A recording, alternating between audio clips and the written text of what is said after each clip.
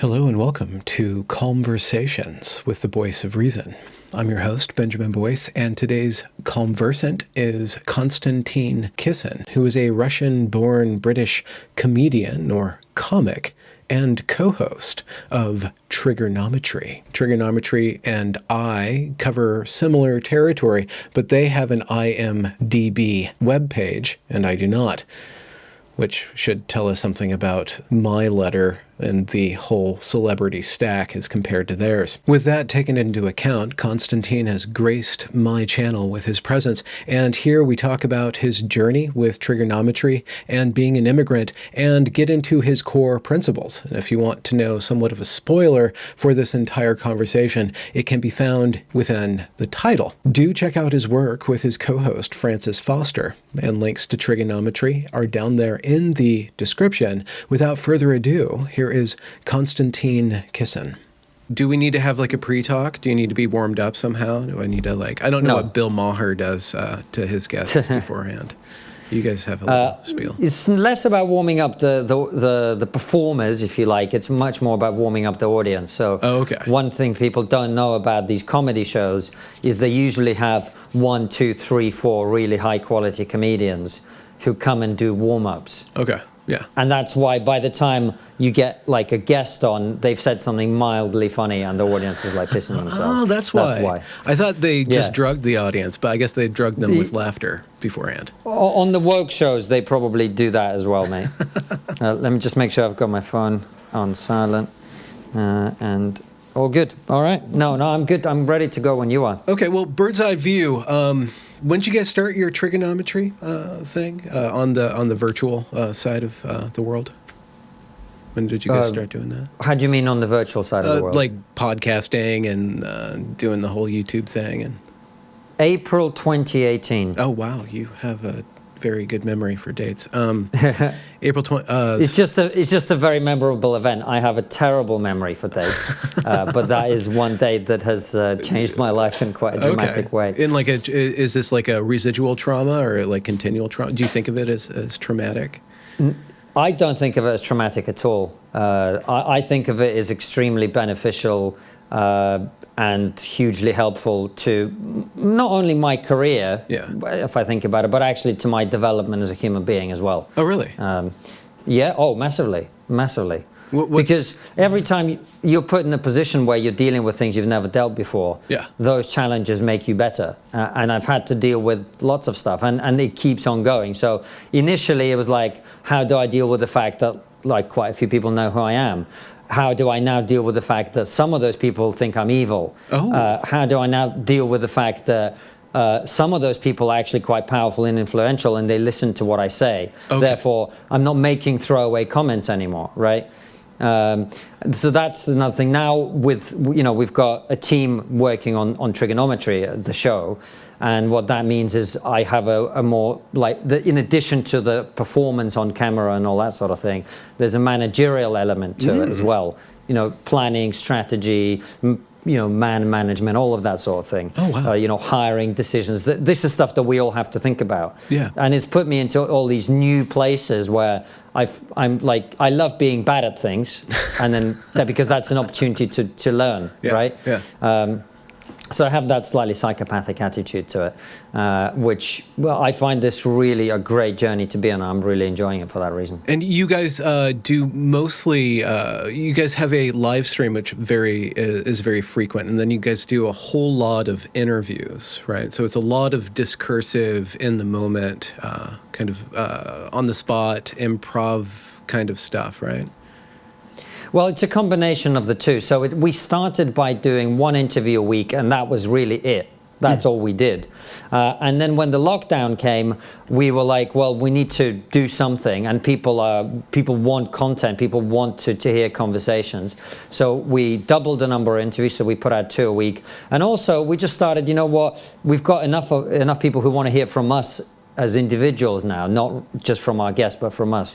Why don't we just spend an hour 4 nights a week just talking about the stories of the day, all the crazy stuff that's happening, and use are now largely redundant comedic skills because we don't get to go on stage and perform anymore as comedians. Why don't we see if we can play around with stuff and combine serious commentary with jokes and sort of, making fun of each other, which is a big British thing that people love in this country. So yeah, it's a combination. The streams are very much about lighthearted, looking at the stuff that's day to day, whereas the interviews are very much big picture, what's going on in society, why in the last 15, 20 years have we seen this, what are the big trends that are affecting our daily lives. So they're very different things, interestingly enough.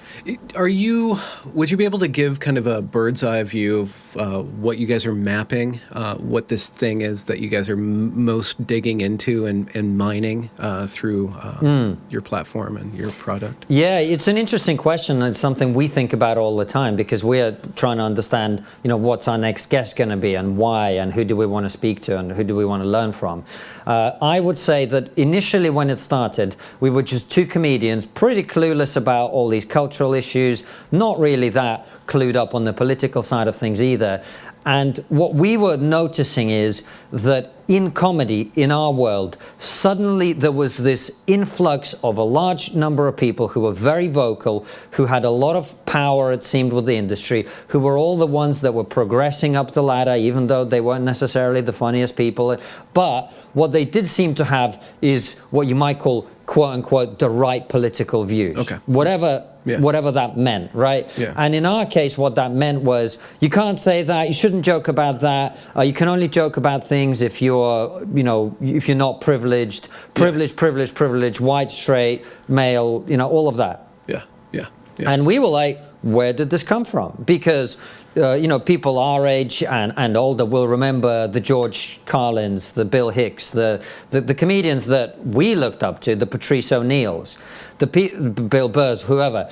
These were people who challenged the orthodoxy of the day. Right? That's why Carlin and Hicks talked about religion a lot, because the censorious, you can't say that, you can't do that, people of their time was what in America you call the religious right, right?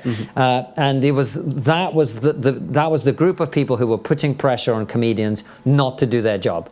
And so comedians instinctively punched back at those people, right? And we now found ourselves in this crazy situation where within comedy itself, you had this large, powerful lobby of people who were basically acting as the religious right, but in the comedy world. And they were the ones who were dictating the tastes of the comedy industry. And that was kind of very strange to us. And we were like, why don't we start talking to people about what's going on in the world of politics, what's going on in the world of comedy, what's going on in the cultural sphere, to try and understand where that's coming from. Okay. So it was an adventure of understanding then, first and foremost. Absolutely, and that's what it continues to be. And we called it trigonometry. A lot of people think that we are like these edgelords who like to offend people. We actually, funnily enough, the name trigonometry is almost like a trigger warning, because what it's really saying from our perspective is, look, we understand that people are sensitive around lots of issues, but we want to have honest conversations with people who have controversial opinions. So you might be offended. Okay. Right? Yeah. And so when we set out on this journey of learning, we were aware of the fact that some of the conversations we would have would be offensive or triggering to some people, and we were upfront about it, saying, look, if that's not what you want to hear, if that's not the conversation you're interested in, maybe it's not the show for you, right? And so it started like that. And then, of course, the moment you start talking to people like you and all sorts of other people, Andrew Doyle, the creator of Titania McGrath, other comedians, politicians, trying to understand why Brexit happened, trying to understand why Donald Trump got elected, trying to understand why suddenly the trans issues become such a big part of the cultural conversation. We talked to all sorts of people, and then we started learning more, and we basically started connecting the dots between the different things. So the fact that this was happening in comedy was not disconnected from what you documented at Evergreen. It was not disconnected from Brexit. It was not disconnected from Donald Trump. It was not disconnected from big tech censorship. All of these things form a part of a whole. And as you unpick each layer of the onion, you start to uncover that there's a bigger thing going on. And I'm sure we'll go on to talk about what that is. Yeah. That whole, even summoning that whole, there's this kind of like this trigger warning in my head, like how do we talk about something that vast and big without becoming QAnon conspiracists or kind of venturing into complete speculation? Do you ever feel that way when you start to connect all these dots, like that one GIF about from the guy like pulling all the strings together and like his hair's all crazy? Well, I'm very pessimistic about humans' ability to organize things. So I'm not into conspiracy theories. Mainly, I'm an incompetence theorist more than anything. Right? I don't believe that small groups of people can conspiratorially organize these secret things that happen. Yeah. Having said that, I do believe that small numbers of people can shape the cultural landscape by a particular kind of discourse, by writing, by creating certain disciplines, etc. So, and also the people we try to talk to, they're people who are sensible, who operate on the basis of facts and logic and rational argument. So I've not been particularly troubled by that, because the explanations that I am most drawn to from the people that we talk to are things that make sense, as opposed to like make me feel, really good about the idea of lizard people taking over the earth. You know what I mean? Yeah. There's a word that you keep on using or dancing around, but sensitivity and sensible. And you brought up a bunch of comedians who give a big middle finger to and are known to be brash and known to push the line. If those are your heroes, why are you guys being so sensible? There seems like a contradiction in that. It seems like, do you think that that's the best way to go about it? More honest, just more natural for you? Yeah, I think it's a legitimate point. I think we don't do comedy on trigonometry, right? So there's elements of comedy, and that's why a lot of people enjoy that it's a serious conversation, but with levity, right? Yeah. There is that lightness to it that a lot of people appreciate. But there is a big difference between comedy and what we do. But also, you and I would agree, I think, that what we do on trigonometry is sensible. Yeah. There are a lot of people who are on the extremes of politics, both the far right and the far left, who absolutely hate what we do and feel attacked and feel like, we're coming at them. And to some extent, comedians by nature, we like to, provoke people as well. So it's called trigonometry for two reasons. One, it's a trigger warning. Yeah. The other one, it is a bit of an FU as well. Okay. So it's a combination of those two. Okay. But the reason that we try to be sensible is, initially, first of all, it's a reflection of who we are as individuals. We're not trolls by nature, right? And that's never been our thing. But also the reason is that I don't think you get very far by just being provocative for the sake of being provocative. I think you get very far by being provocative in areas where you're helping to explore for other people and for yourself what are some of the weaknesses and arguments that are being put forward. What is the contradiction? Bill Hicks had this great routine about how the people who'd always be upset with his act were Christians, and he would always say to them, well, forgive me. Yeah. Right? He was exposing the hypocrisy in their own way of thinking, right? Their religion preached forgiveness, and yet here they were being upset with a guy for telling some jokes. And I think exposing that hypocrisy is always best done by being rational and sensible and not coming across as, a Milo or someone like that who just deliberately provokes people for the sake of it. Yeah. Broadly speaking, because we're both mapping very, very similar territory. So I'm wondering, what are you intuitively tired of, or where do you think that the conversation is stuck or has been stilted? Have you found a place where a lot of people are repeating the same thing or not getting past a certain point? Is there something? Yeah, I think we all get stuck in talking points, don't we? I mean, we talked to a lot of guests, particularly at the beginning, about the importance of freedom of speech. Yes. And now, my views on the importance of freedom of speech haven't changed, but I don't feel enlightened by hearing yet another person tell me the same things that I've heard already. Yes. And I'm much more interested in conversations now that acknowledge the importance of freedom of speech, which is absolute in my view. But there are technical things going on right now in the world that are the reason that these conversations have become even more complicated than they always were. And I think that's where a lot of us are stuck, because we don't really know the answers yet.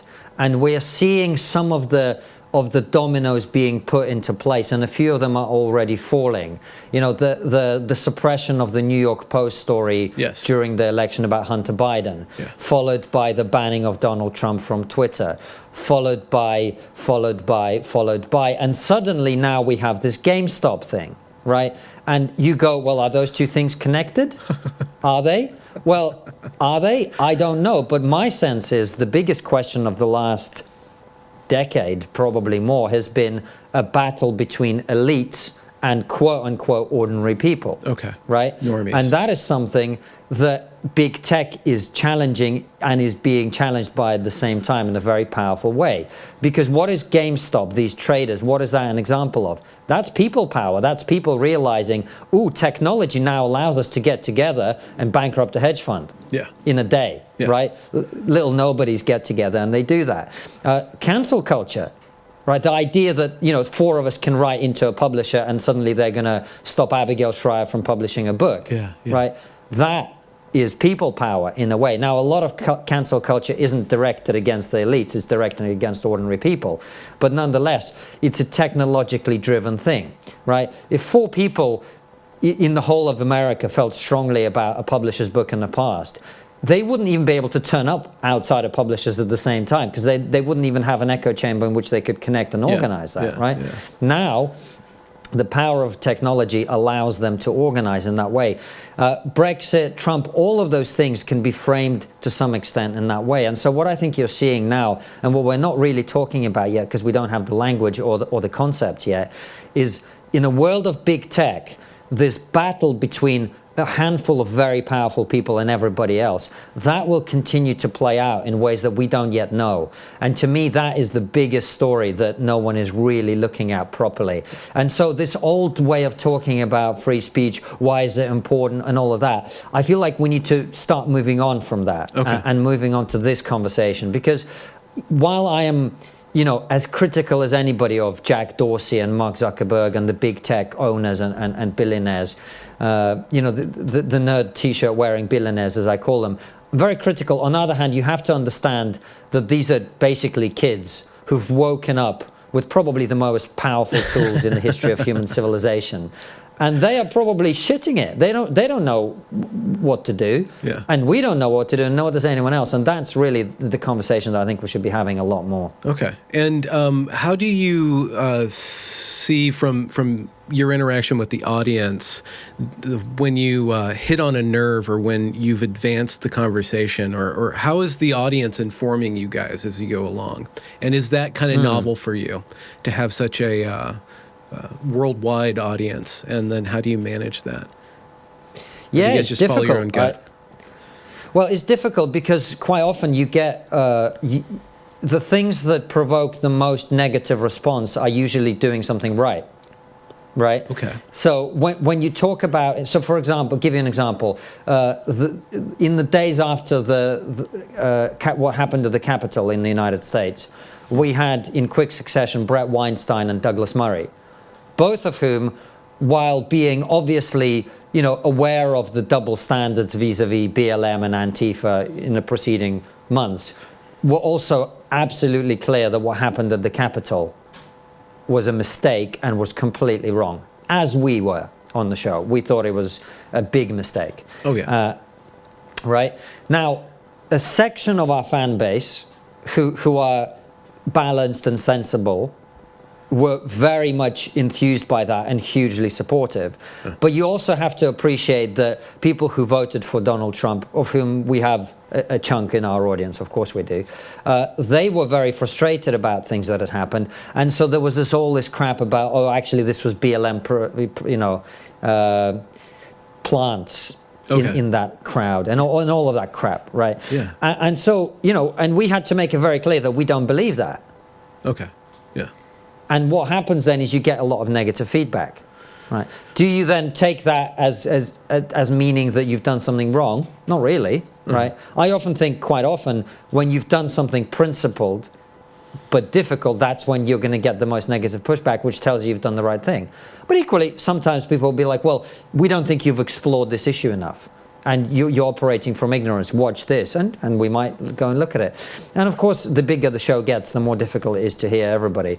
But yeah, I think the truth is that you have to follow your own instincts more than anything. And you have to trust yourself that the place you're coming from is a healthy place. And also you have to try and listen to people and find you can't take people's feedback literally, but you also can't ignore it. When I used to do training for business and stuff like that, I'd always, when I did training sessions for people, I'd always seek negative feedback. I'd always say, here's an anonymous questionnaire, please fill it out. And don't worry about all the good stuff, just tell me what was wrong with it.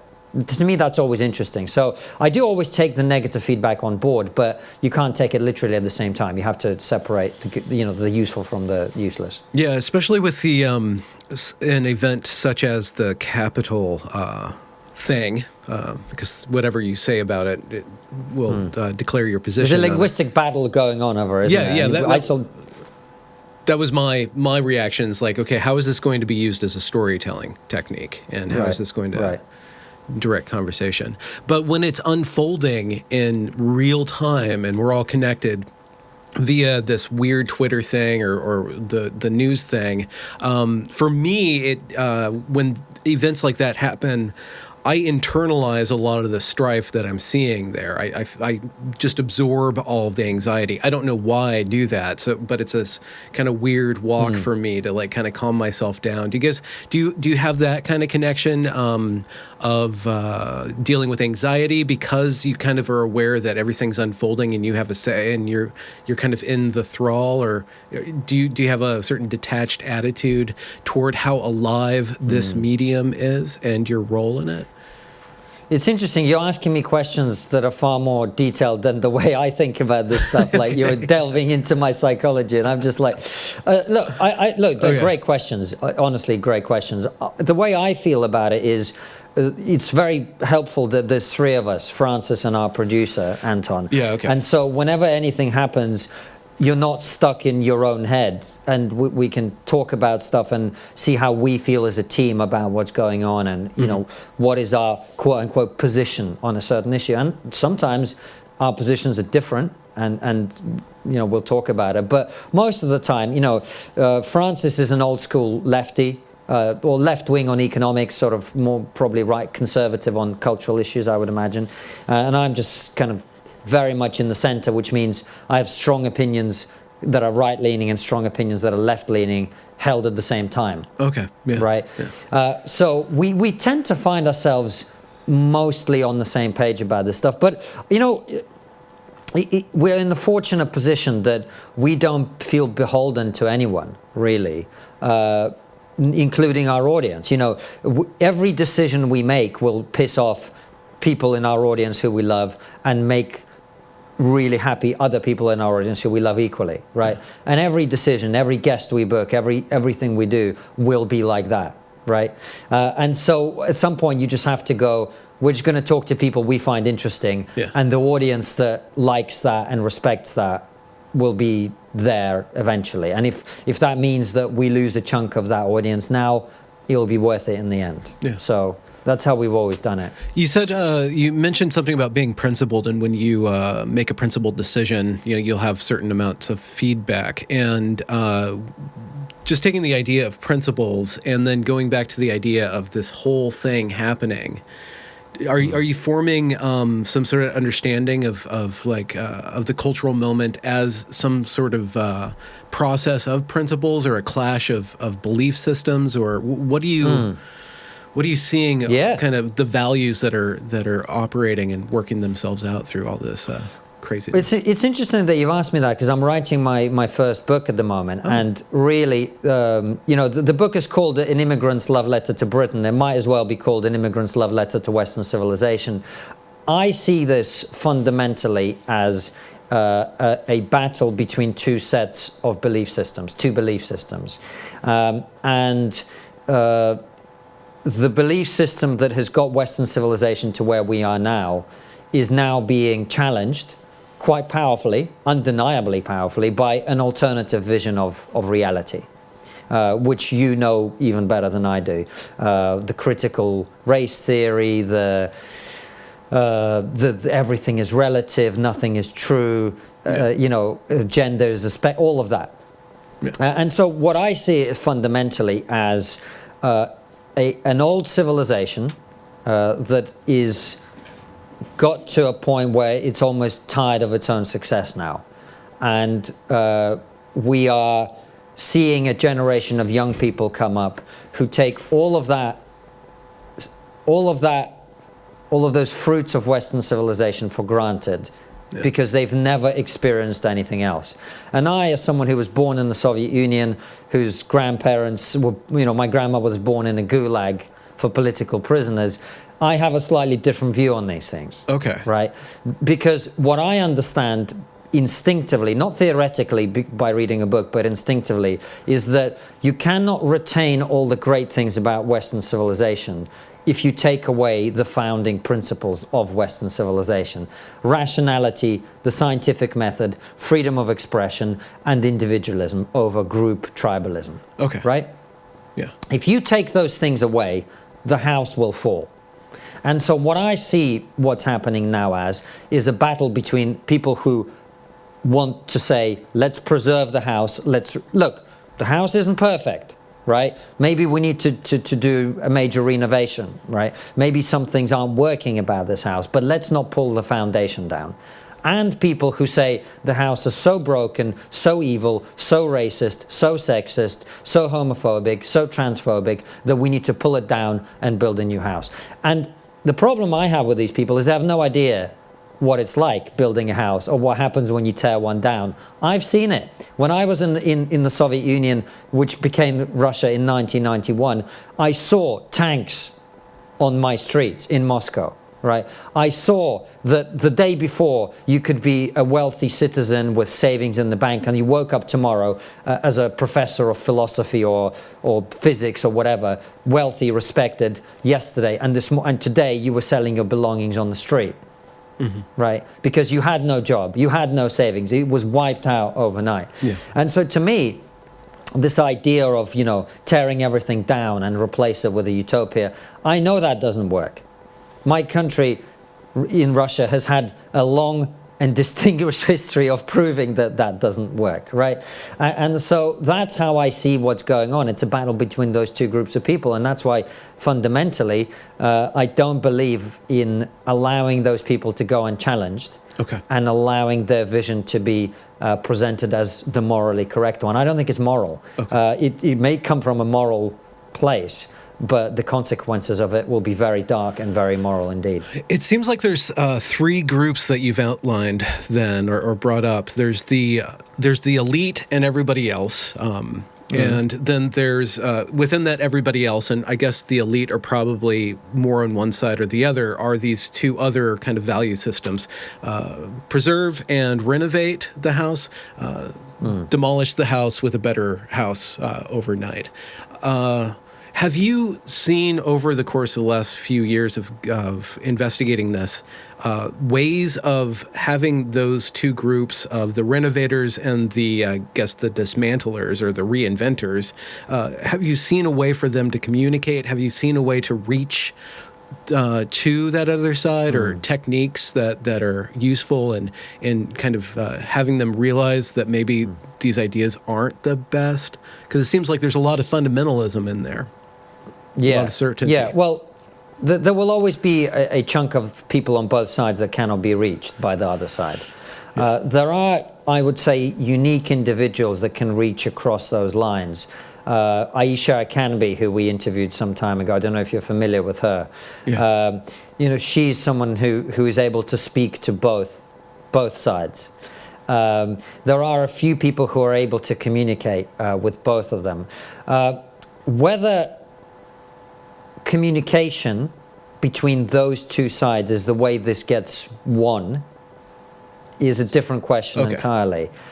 I am not so sure that that is the method by which this needs to happen. I see it much more as a battle over institutions. It's a power struggle, in my opinion. So if you've had a set of institutions that are infiltrated, or infiltrated sounds conspiratorial, so let's use a different word, that are predominantly populated by people with the tear it down mindset, then the job of people like us is to empower others, in my view. This is my view, of course. I'm not saying other people have to look at it that way. But in my view, it's the job of people like us to empower others who want to realign those institutions in a healthy direction and say to them, look, there's actually a very big group of people who are silently against tearing down the house, right? They're a little bit scared to speak up, but here's a few of the people who represent them, and here is a big show that has an audience that's large, which tells you there's an audience for that. And we are now in the UK seeing, hopefully, some of that pushback starting to happen. So the current government is talking about banning critical race theory in schools. They're talking about, quote unquote, winning the culture war. They're talking about, repealing hate speech legislation. They're talking about all of that stuff. So that battle is happening in government. We have the Free Speech Union, an organization that helps people who come under attack from mobs for saying the wrong thing or whatever, to get their job back if they haven't done anything wrong, etc., etc. You're seeing Helen Pluckrose's counterweight institution doing something similar, but trying to prevent that from happening.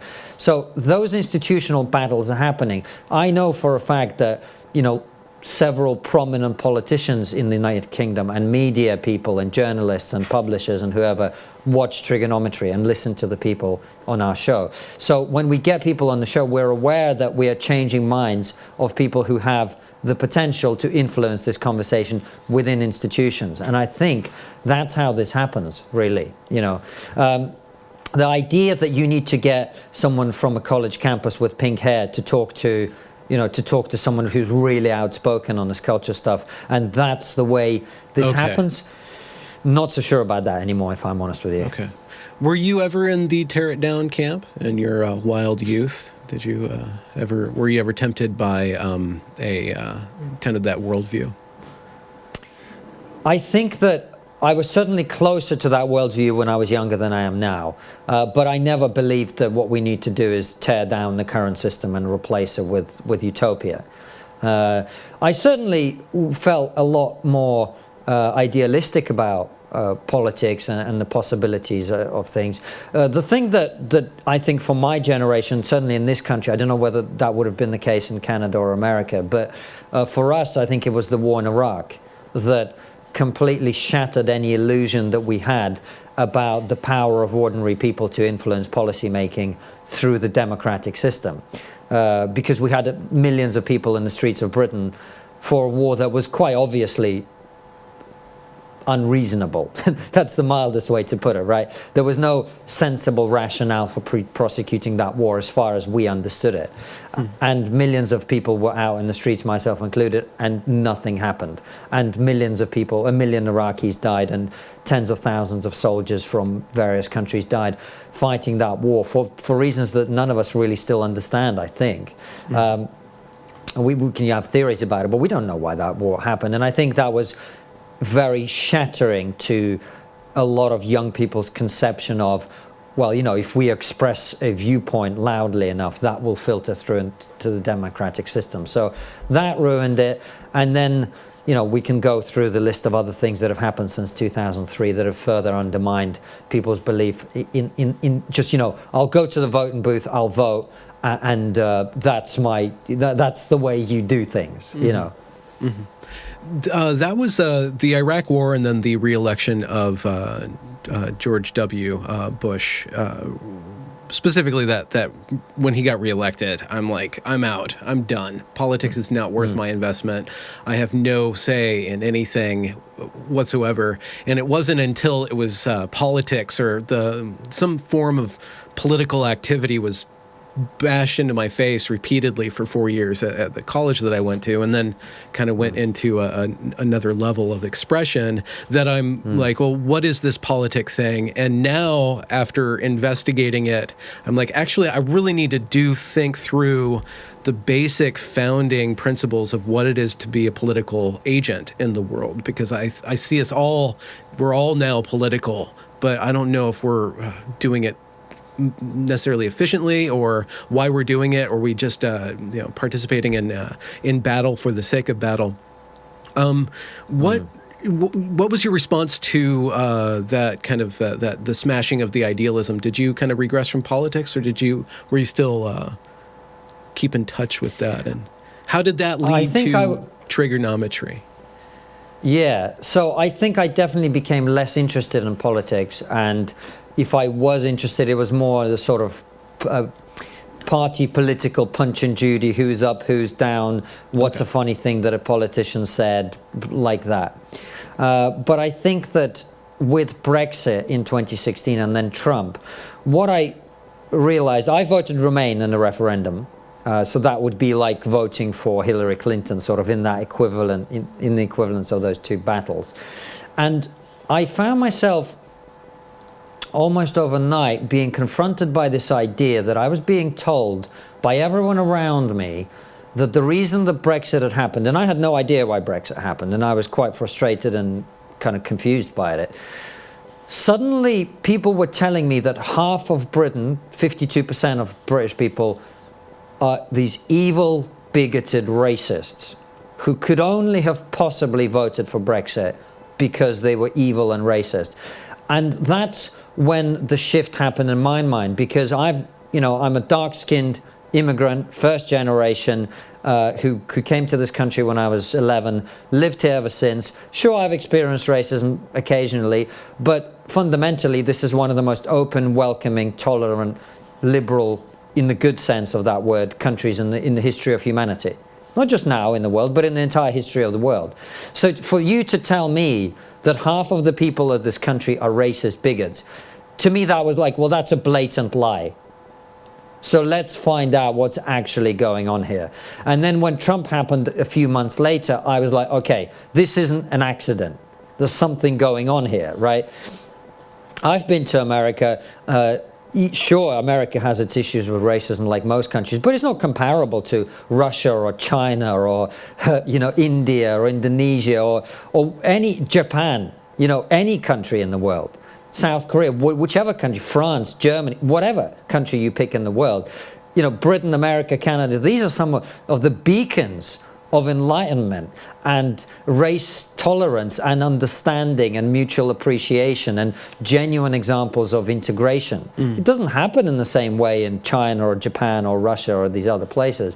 So for you to tell me that people elected Donald Trump because they were white supremacists and they voted for Brexit because they're racist, I was like, that's BS, man. It's just BS. So let's find out what's actually going on. And let's find out why comedy is now infiltrated with all of this stuff. And why is it, like I remember spending 2016 standing in a green room listening to other comics on stage talking about how, well, yeah, it's old people that voted for Brexit, we should let them die, or they shouldn't be allowed to vote, to this sort of clapter from the audience where the joke wasn't really that funny, but people agreed with that sentiment. And I was going, well, you keep telling me that in comedy the most important thing is to punch up at those in power.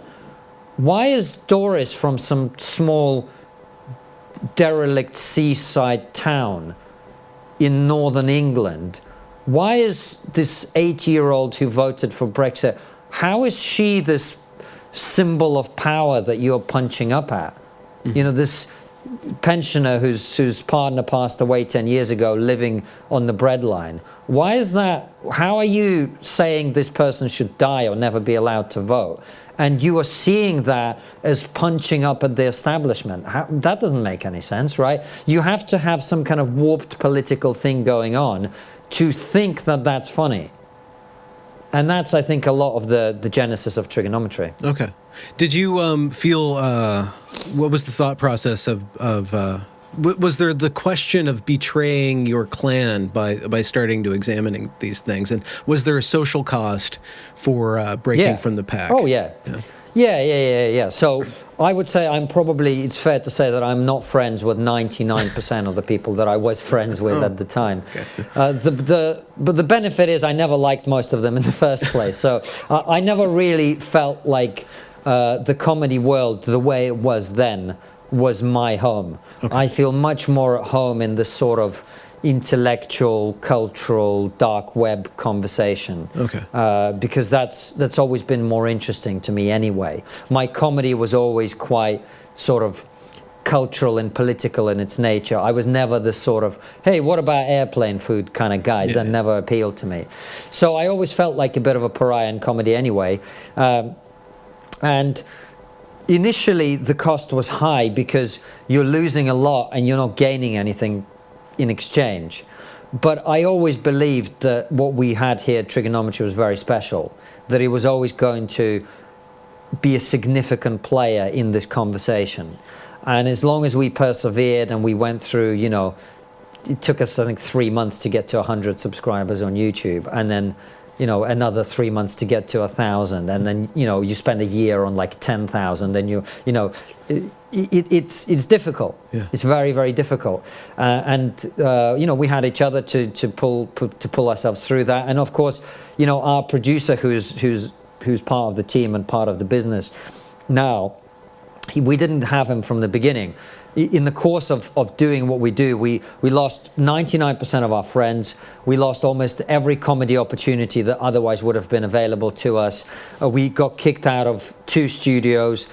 We broke up with 2 producers who decided they don't want to be associated with us. Mm-hmm. Most recently, we got kicked out of, if you remember, when we used to have conversations, it was just black curtains. We didn't have this sort of more fancy studio that we have now. We recorded interviews in a room above a comedy club. Who were very generous letting us use their space. But when it came to last spring and BLM, and we had a few guests in a row, black people, by the way, who criticized the movement and said that the roots of it are very, they're neo-Marxist, and there's a lot of crap going on under the surface of this supposedly virtuous movement.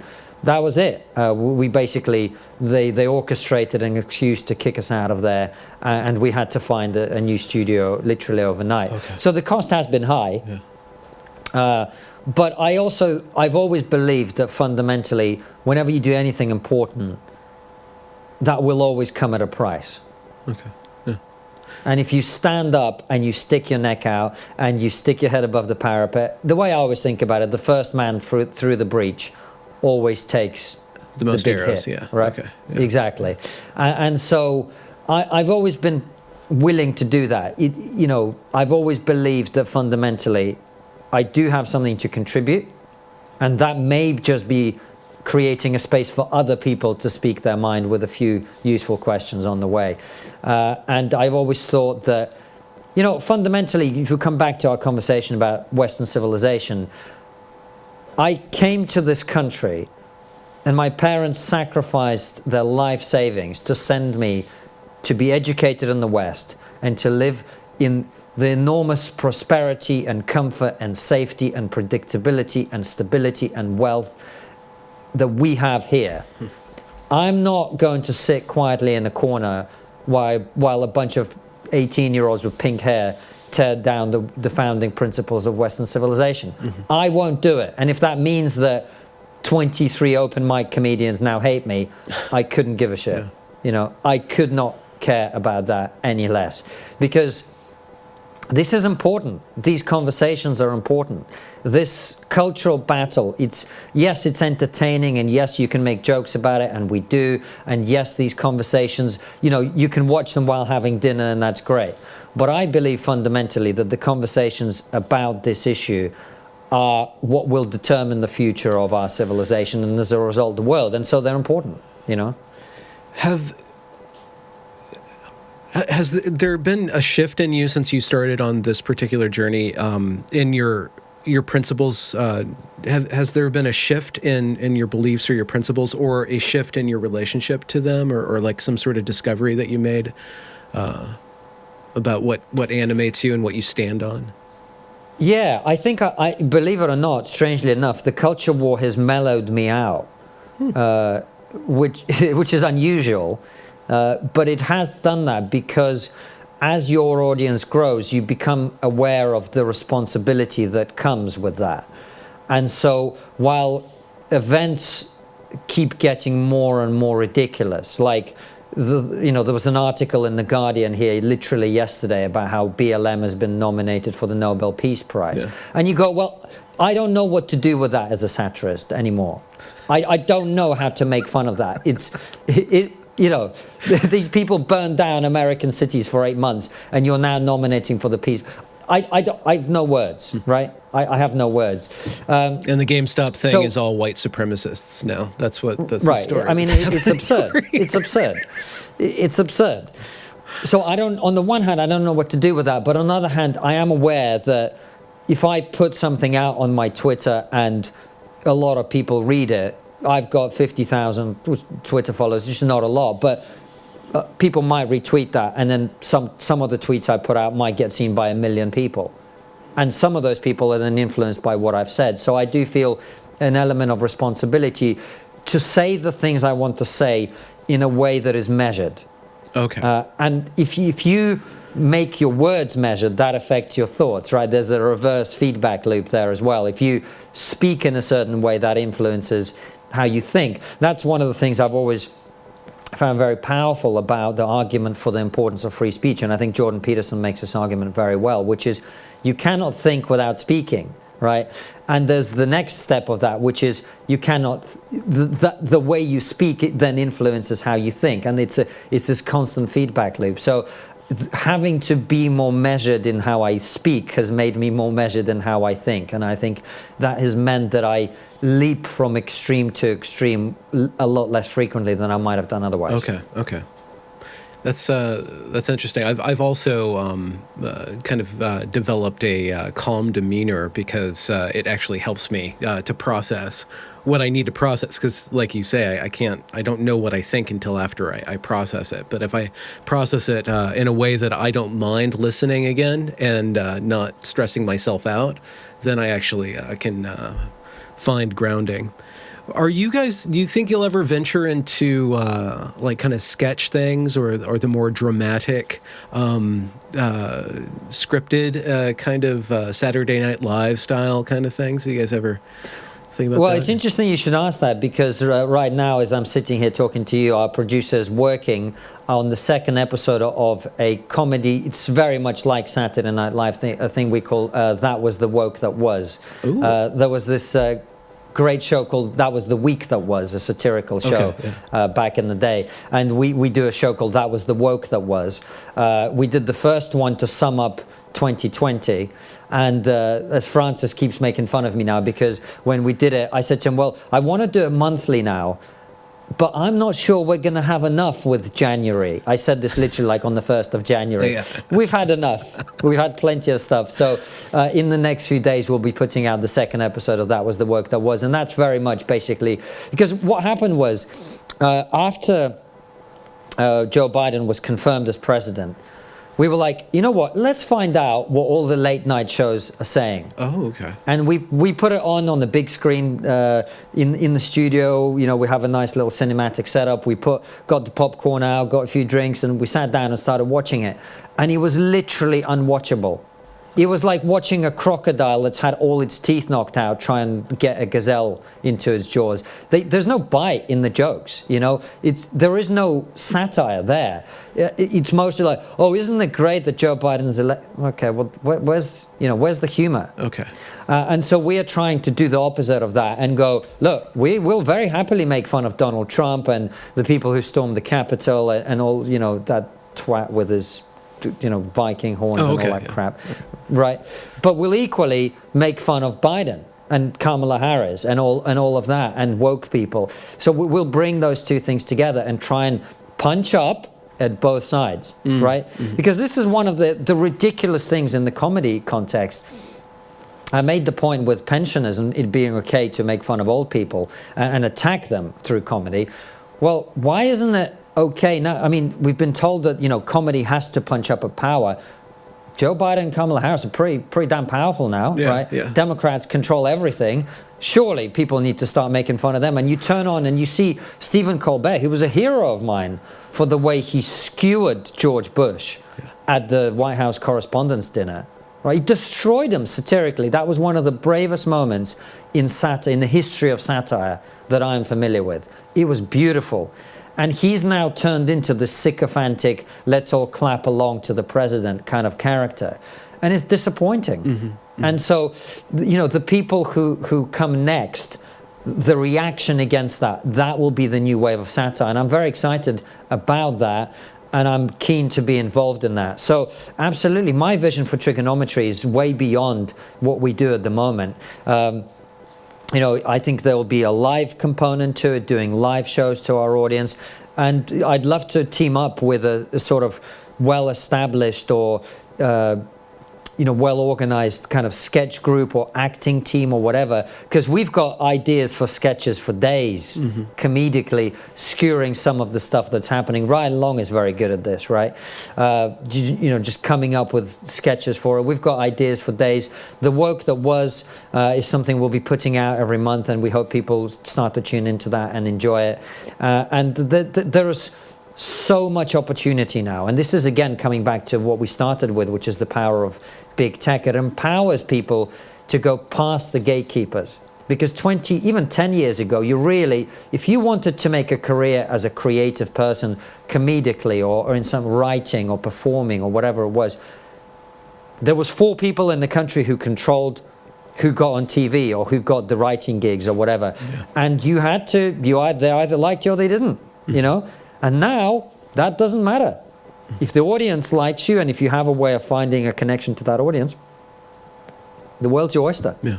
I think one of the driving factors that will possibly kind of just spiral into a new era for us, or a new discussion, or just a new landscape of discussion, is the amount of opportunity that is now right before people's feet because of what you say, the institutional narrative that started snarkily in the Daily Show days and the Colbert Report days.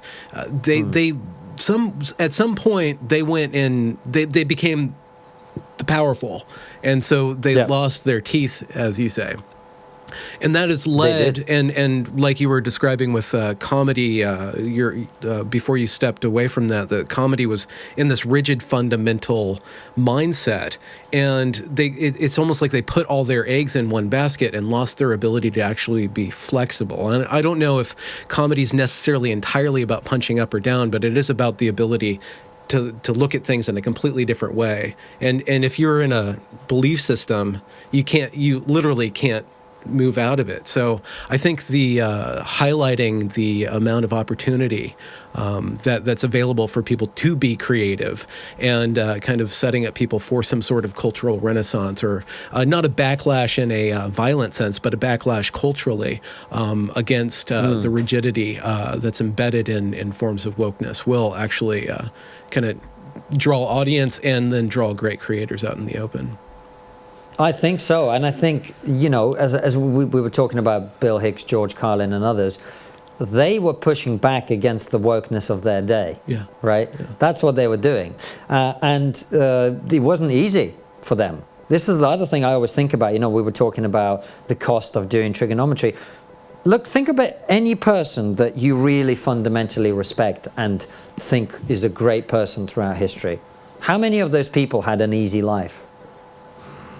How many of those people were universally loved and respected in their own time? Mm-hmm. MLK, Gandhi, whoever it is for you, right? Those people weren't welcomed with open arms. Those people had to struggle. I'm not saying I'm Gandhi or MLK, by the way. I'm just saying, if you look up to people, if you think about who they were, or the great comedians or the great musicians, whoever, they all had to fight really, really hard and fight a lot of people who hated them. Yeah. But they did what they thought was right, and that's why we remember their names. Yeah. One more question. I'm sure you have to go. I was thinking about you, your immigrant, kind of that part of your story. What is something that, how does that inform your humor? How does your Russian roots inform your humor and keep you outside of the British or give you a different view of that? Do you have any awareness of that? Is there like a kind of a cultural perspective that you bring, just like in the way that you think, not necessarily the outer stuff, but just how Russians are? Yeah. Well, I think when you come from a different culture, you can appreciate what people themselves don't appreciate. And that applies to everything from comedy to just fundamental facts like it's good to live in a place that's safe and wealthy and consistent, right? But, in Britain in particular, people here are very self-deprecating. Okay. Whereas in Russia, people really aren't, So that's something that I often played with as a comedian, that sort of thing. And actually, that was the thing that, frankly, quite amazed me always. Like, I would go around the country performing to audiences who wanted nothing more than for me to make fun of their culture. Gently, but to make fun of it. Huh. A British comedian who went to Russia and tried to make fun of Russians, that would end very differently. Right? So I always played with that and, various other things, British people and foreign languages and whatever else it might be. So yeah, being an immigrant does give you a different perspective on things, for sure. That makes me think that what we were talking about, kind of like the stilted state of comedy now, it's almost like that which we call woke doesn't like being made fun of, and so you can't really be a comedian that doesn't like to be made fun of. It seems like so. In a way, taking the idea of being resilient is kind of inviting. If you lean into being made fun of, that kind of gives you a strength, at least in or access to humor, in a way. Yeah, it does. It does. And this is the odd thing about even woke comedians. They don't really have much of a sense of humor. A lot of them, they literally have bought into this idea that words are very important and they may be violence and you have to take that seriously, and so they are not resilient because the whole structure of wokeness teaches you to be fragile. It's the whole mechanism of it is designed to create that experience in you. And so if a comedian is woke, they can't have that strength of character to make fun of themselves in the same way. What do you think is operating if somebody wants to be a comedian but doesn't have a sense of humor? What do they think? No, they can be very funny. They can write funny jokes. They just won't be able to laugh at themselves. And that is the great comedy often is someone seeing very deeply into themselves and seeing the humorousness of that. A lot of these woke people take themselves very seriously and they take their ideas very seriously. I can appreciate a joke about someone with my political views. We get people making fun of trigonometry all the time. And I find it funny because I can connect to that way of seeing the world. And I go, well, if I think from that point of view, that's a really well-written joke and it's funny. But they can't do the same when the joke is made about them and their worldview because they take their worldview very seriously. I did see somebody with 20 followers award you guys the Bigots of the Year award. He made a little poster for you. I don't know if you saw that. Yeah. That was very nice. Actually, the reason that happened is someone said to us on Twitter that one of our interviews, I think it was with Abigail Schreier, should be given some kind of award, and they meant that genuinely. And we sarcastically retweeted that saying, "Oh, we look forward to being given the Bigot of the Year award." And then this idiot, who genuinely hates us, made this poster. So of course we retweeted it. This is what these people don't understand: is the only power that they have to cancel you is if you take them seriously, and if you're vulnerable to them.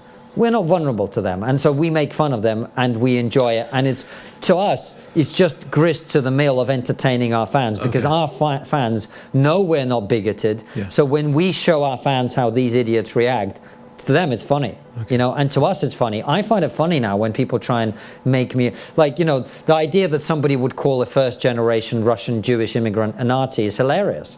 I think that's hilarious to me, right?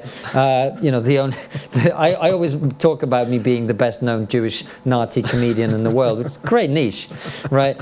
So to me, that's just amusing. I don't take these people seriously, and when you don't take their words seriously, they have no power. Yeah, okay.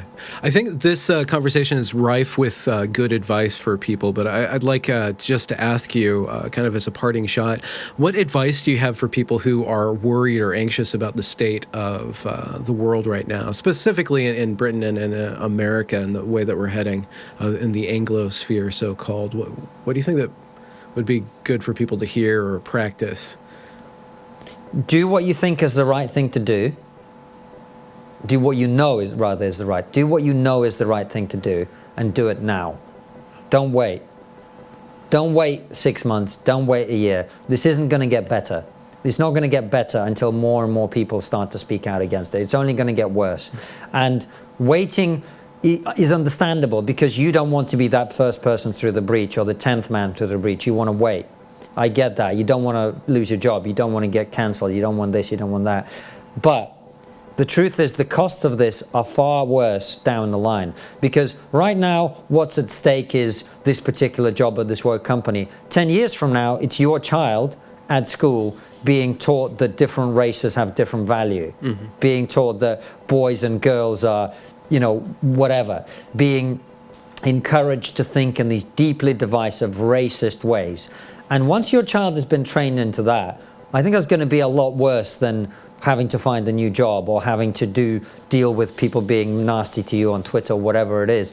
The cost of this down the line are tremendous and very, very, very bad. And if you don't speak up about it now, some of the repercussions of what is being done in the name of wokeness down the line, if you play the movie forward, I always say to people, connect the dots and play the movie forward. Where does this lead? What happens in a society that is obsessed with race and is obsessed with putting everybody in their tribe? What do you think is going to happen to that? What do you think happens with that 5-10 years from now? If you teach black people that they're oppressed and teach white people that they're evil, what do you think is going to happen? You think white people are just going to sit there and go, yeah, you know what, maybe we are evil. Yeah, maybe we should be the second-class citizens for a change. Do you think that's going to happen? Or do you think people have a natural sense of fairness and resent very much being held responsible for crimes that they didn't commit? Do you think that might happen? Play the movie forward. Play the movie forward, and whatever you see, everybody's got their own movie. I'm not telling you what is at the end of your movie. Well, play the movie forward and act accordingly. That's my advice. So be sensible, be responsible, but you probably, listening to this, watching this, know exactly what the right thing for you to do is, and you probably, just like every single one of us, have been putting it off. Don't. Courage and gratitude seems like two motivating forces in just listening to you. Those two things are operating in full. Yeah, absolutely. I think courage is very, very important, and we're all afraid. You, me, everybody, we're all afraid of whatever things will be thrown at us. We don't know what's going to happen. Who knows, if we're going to stay on YouTube or big tech or whatever. Nobody knows. But courage is always the answer, in my opinion. And gratitude, absolutely. I think we should be... This is the one thing I want my book, hopefully, to make people aware of. We have so much to be grateful for. And throwing that in the bin just because we think things could be even better is not a good idea. Let's look at what we can change and improve, but let's start from a point of fundamental recognition of just how unbelievably, incredibly, uniquely fortunate we are to be living in the 21st century in the Western world in a way that every single person that has lived in this world before us would find incredible. Let's be grateful for that, and let's start from that point. And if you want to change the world, I understand, but change it from that place first.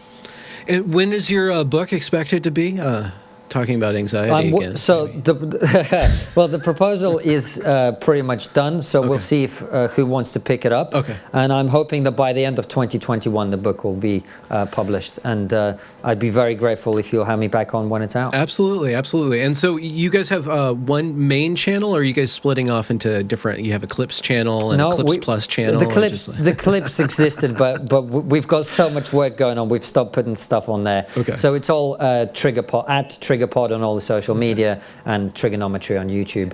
And as you said, we stream 4 nights a week, and we've got an interview on Wednesday and Sunday that always go out. Excellent, excellent. Are you guys branching out into alt tech? Are you guys thinking about that at all? Any of these subsidiary things? Yeah. We're sort of like every time someone gets taken down from a big, we're like, we need to find something else, but then we run out of time, and the day-to-day grind doesn't happen. So we're not quite there, but we will be. We are on Locals, and we're really loving Locals. If you're not on that, I really recommend it. Okay. It's really, really cool because it creates a community rather than just like, hey, I believe in what Benjamin Boyce is doing, here's $5 a month. Yeah. It's more like, I believe in what Benjamin is doing, and I think that people who also believe that would be quite cool people to hang around with and share jokes and memes and comments with and interact with Benjamin. He's got that sort of vibe. So I'm not getting any commission for it. I would generally have found it very good. So that's the one you might call old tech that we're into now. What should we be on? I've been pushing Odyssey, Odyssee. They automatically upload all my stuff from where I post it, and also BitChute is a good alternative too. And there is an audience out there. It'd be nice if people are aware, more and more people are aware that they don't have to go through one gated community to get to our content. But it's still in a very nascent early phase, alt tech, and it's hard to it's hard to compete with YouTube because they have all the audience, and they've been very good to me, and they've been very good for you guys too. So I don't unappreciate them, but absolutely. We'll have to see. Odyssey and BitChute are both on our list to join the moment we get any respite from the non-stop daily grind. Well, you guys are doing amazing work. Thanks for giving me a bit of your time and letting me poke around in your psyche to the extent that you did. I really appreciate it, man. Thanks for having me. We really loved having you on our show. Yeah, that was fun. You guys are really good hosts and interviewers. Well, it's very kind of you to say. We've learned a lot, I think, over the last couple of years. But it was a great interview. It did very, very well. And if anyone watching this hasn't seen that, I really recommend they check you out on Trigonometry. It was really, really fun. Well, all the links will be in the description. And I think you guys have a lot of things going on. So there'll be a lot of things for people to check out. You guys do great interviews. And I'm glad that you're going in the direction of scripted comedy or ishness, that there's a lot of stuff to play around with there. Be great to check out. There's a lot to play with, so look for That Was the Woke That Was, and the next one, I don't know how quickly this will go out, but the next one will be going out in the first week of February. Okay, cool. Is there do you guys have like a cool announcer voice for That Was the Woke That Was, or some sort of like soap opera introduction music? Have a look, check it out, man. Okay. I think you'd enjoy it. I'll link it above. Okay. Well, thanks a lot, Konstantin. Have a good day, and hope to keep in touch. Absolutely. Thanks for having me. All right. And that's the end of the recording. Generic plug for this channel and to support it, which you can do so by finding links in the description. Have a good night.